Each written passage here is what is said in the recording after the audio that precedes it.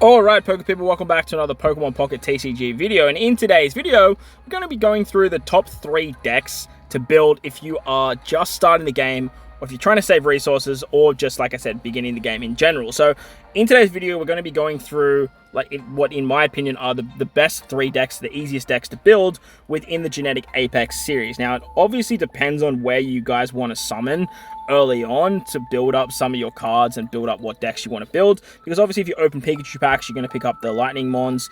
There is Blastoise there as well. If you open Charizard, you're going to get the Fire Mons, and then if you open Mewtwo, you are going to get the Psychic Mons. But there are some other Mons that are sort of scattered throughout each of these packs, and this video will hopefully help you guys out decipher where to pull and what cards you want to get to build out the best meta deck. I do have a ranking of 1, 2, and 3 as the best decks to build out early, and I am going to have a couple little alternate versions plus some honorable mentions there as well. But before you guys do anything with your openings, again, hopefully this video helps you guys out with where to open cards. There is something you guys want to do, what you guys are going to want to do very early with whatever cards you guys do pull. Heading over to the battling system, you can go into these solo battles once you hit level 3, and you'll be able to take on these beginner fights and these intermediate fights. They're very easy. You can clear them out very, very simply with the cards that are given to you early and wherever you guys use your initial packs that they want you to do in the tutorial.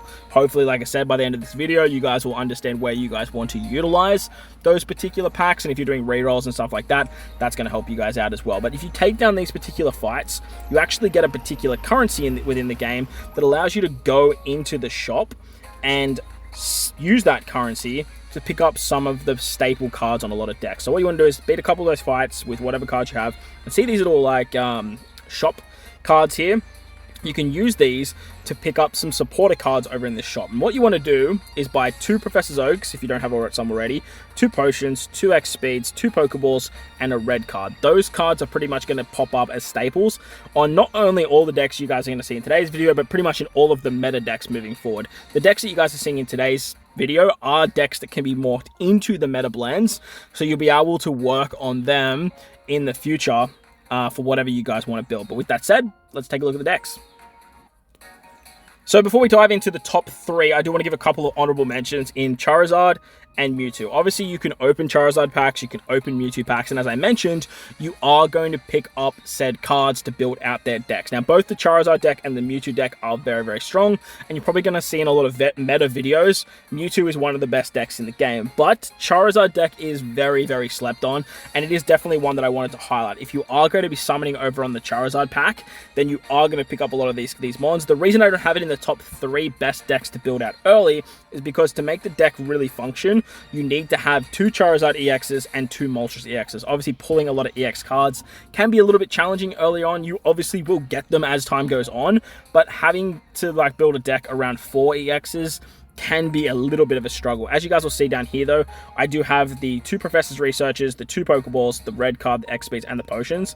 The other cards that I have here is the Dome Fossil. When you are playing the game early, the fossils are actually really good filler cards, and look, even for like meta decks too, fossils work great. They work great at countering stuff like Sabrina's. They work great at sort of like just removing stuff like swap-ins and whatnot as well, so they can work great. But the upside to opening Charizard packs is this Sabrina card right here.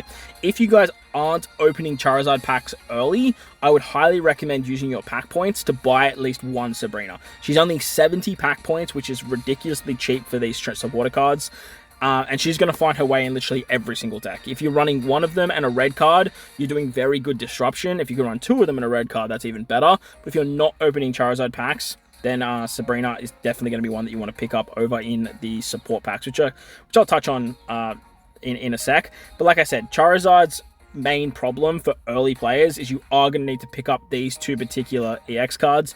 Plus, to get Charizard to work, he's obviously a stage 2 mon, so you're going to need 2 Charmanders and 2 Charmeleons. But overall, it's a really fun deck to run. If you want later on, you can chuck in Arcanine EX and a Growlithe. That works really, really well too. But I wanted to keep it as an honorable mention for now. As for the pack point system, I did touch on it in a separate video. For 70 pack points, which is only like 14 packs to open, which is very, very easy to do, especially early on with the amount of currency you guys get. You can head over to these pack points and scroll down to the supporter mons, or supporter cards, I should say. And these supporter cards are very, very powerful. The big one that you want mainly is the Sabrina card. This Sabrina card is going to pretty much pop up in a lot of decks. The Giovanni card's really good too. He's found over in the Mewtwo packs. He's definitely not a priority compared to like what Sabrina is. But if you guys aren't summoning on Charizard, then you probably want to pick up some Sabrinas. If you're not summoning on Mewtwo, then you want to probably pick up a few Giovannis. And if you're not summoning on Pikachu, you probably want to pick up a few Misties. And I'll explain why you want these cards in a little bit. But like I said, the big one is the Sabrina cards if you guys aren't summoning, like I said, over on that Charizard deck. Because she's just basically going to pop up in pretty much every single deck build. For the meantime, you don't need to run her. You can kind of sub her out with some fossils or some other supporter cards if you guys need. The next honorable mention is the Mewtwo deck. And another reason I don't have the Mewtwo deck in the top 3 is purely because you need to get Gardevoir. Gardevoir is very hard to pull, being a regular rare mon. Whilst she's not an EX, she pretty much has like same rates as Mewtwo EX. Obviously, you do need 2 Mewtwo EXs in this deck to function.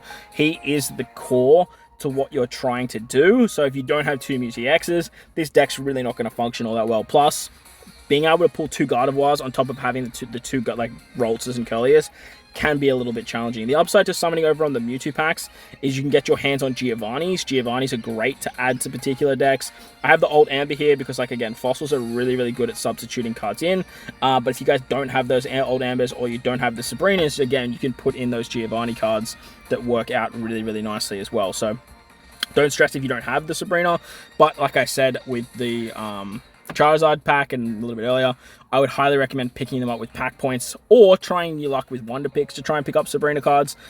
Is definitely going to be a very, very nice way to sort of round out most of these decks. But Mewtwo, it's a very, very powerful deck, but you do need to start building up the piece of the puzzle. There is one deck in the meta decks that I have built that does utilize Mewtwo packs, so you can sort of put together that deck and then keep working on this Mewtwo deck in the background until you get all the cards that you need. But the downside, like I said, it's Gardevoir. Gardevoir is really hard to pull, especially 2 of them, so on top of the Mewtwo EX. So needing 2 of these rare mons is the big problem with this Mewtwo deck. Plus, there's no variation. The Charizard and the Mewtwo deck both need that support of Gardevoir and Moltres to really function well within the meta. Alright, so moving on to the third best deck, in my opinion, to build. It's the Water deck. Now, the Water deck, you have a couple different options when it comes to building. The main one that I would recommend most people to start with is the Starmie EX build.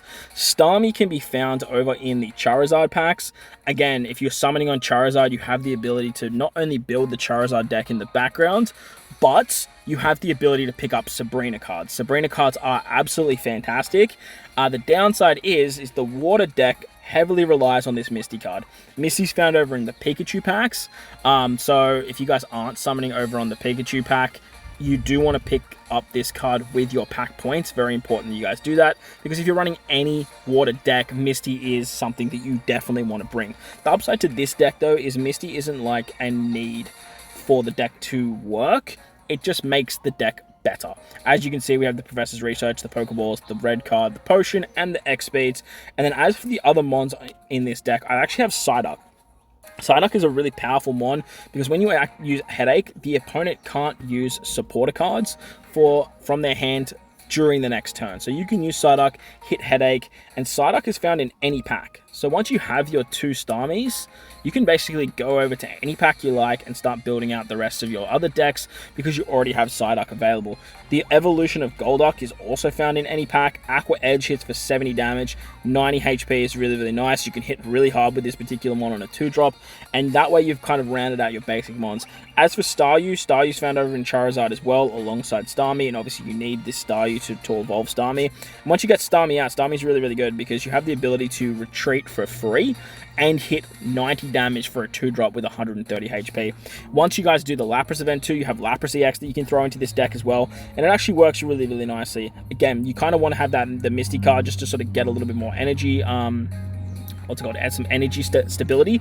But again, Misty isn't really essential for this particular deck. However, if you do want to take advantage of Misty, you can run a little bit of an alternate version of the Water deck. Articuno EX is found over in the Mewtwo decks, which you could definitely summon on the Mewtwo packs and then start building out the Mewtwo deck in the background and utilize the Blizzard to your advantage with Misty. Misty has the ability to give upwards of infinite energy as long as you keep landing heads. So as long as you keep landing heads with Misty, you'll continuously give energy to Articuno. If you get 3 heads, you can just rock Blizzard right off rip, and then you're good to go. The downside to this deck, obviously, is we are running your 2 Articuno EX cards. I do have the regular Articuno in here too. The regular Articuno is actually really, really good. You could definitely run that instead of Articuno EX if you summoned a few Articunos. This was actually the last card I needed to complete my decks, but that's a point for another day. And then, like I said, you just basically use your points to just buy Misty cards over in the pack exchange. So Water comes in at number 3. It have a lot of different options. Obviously, you can run Lapras EX. You can build it out with Greninja and stuff like that later. But Psyduck and Golduck are fantastic basic and stage 1 mons to put into any water deck when you are starting.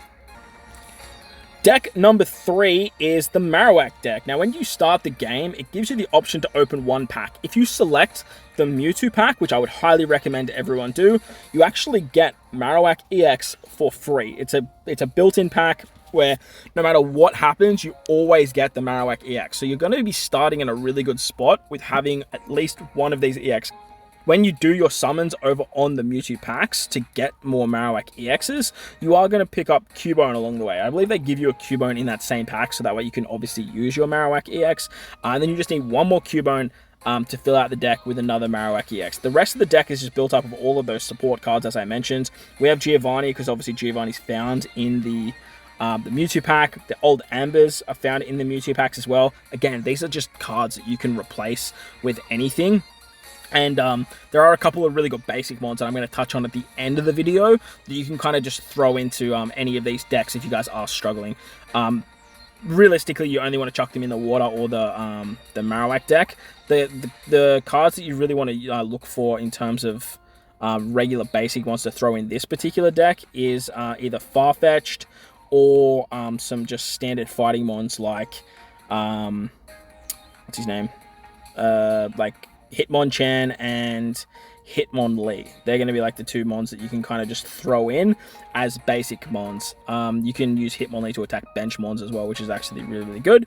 But the other mon that you want to use in this deck is actually Sandshrew. Sandshrew and Sandslash are just like Golduck and Psyduck, where they're found in any pack. So once you get your hands on your Marowak EX and your Cubone, if you say, okay, sweet, now I want to go over to the Charizard packs to try and pick up some Sabrinas, you can build this deck very quickly, very fast, and still pick up your Sandshrews and your Sandslash over in the Charizard packs as well. Sandslash is incredible, 100 HP for a 70 damage move, 2-drop, which is very, very easy to do. The downside is obviously you have a 2-star retreat, which is a little bit interesting. But Marowak EX, he's the crux of this deck.